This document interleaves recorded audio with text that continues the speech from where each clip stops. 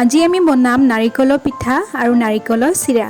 নাৰিকলৰ পিঠাটো বনাবৰ কাৰণে প্ৰথমে বৰা চাউলখিনি আমি পানীত আধা ঘণ্টামান সময়ৰ কাৰণে তিয়াই থৈ দিম।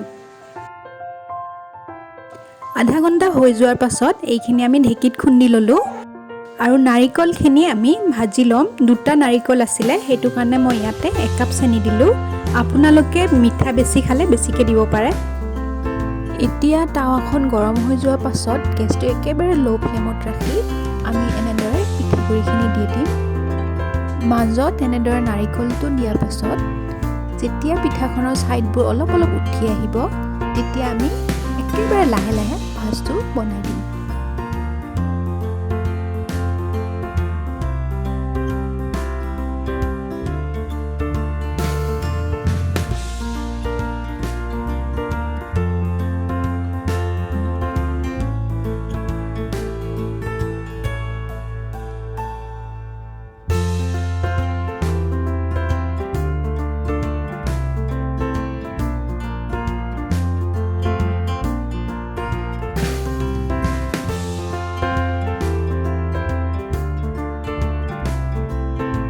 এনেদৰে এখন বনাই হোৱাৰ পাছত এখন ছাইডত ৰাখি আনখন দি দিব। এনেদৰে এটা পাছত এটা বনাই যাব, একেবাৰে ইজি নহয়নে?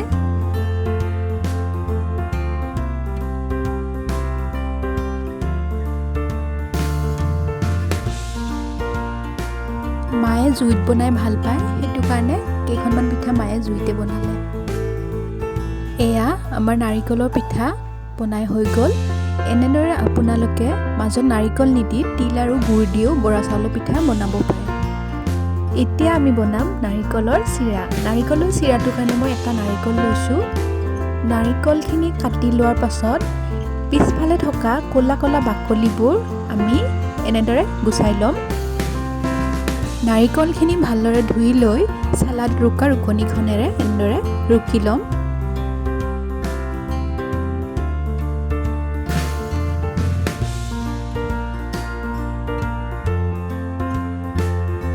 ভাল গোন্ধ এটা আহিবৰ কাৰণে মই 4টা ইলাইচি লৈছোঁ। এতিয়া চচপেনটো গৰম কৰি গেছটো একেবাৰে ল' ফ্লেমত ৰাখি নাৰিকলখিনি ইয়াতে দি ল'ম। এনেদৰে কিছু সময় ভজাৰ পাছত নাৰিকলৰ পানীটো অলপ কমি অহা যেন হ'লে আমি ইয়াতে চেনি দি দিম। মই ইয়াতে 1 কাপ চেনি দিলোঁ। চেনিটো দিয়াৰ পাছত অকণো ৰ'ব নালাগিব, লৰাই যাব লাগিব, নহ'লে এইখিনি ৰঙা ৰঙা হৈ যাব। এতিয়া ইয়াতে মই ইলাইচিটো দিলোঁ। লাহে লাহে চেনিটো গলি আঠা আঠা নিচিনা হ'ব আৰু এইখিনি লৰাই থাকিব লাগিব একেবাৰে, নহ'লে লাগি যাব। গেছটো ল' ফ্লেমত প্ৰায় 20-25 মিনিটমান ভজাৰ পাছত এয়া চিৰাটো প্ৰায় হ'লে আৰু। এইখিনি হৈ যোৱাৰ পাছত মই প্লেট এখনত নমাই লৈছোঁ।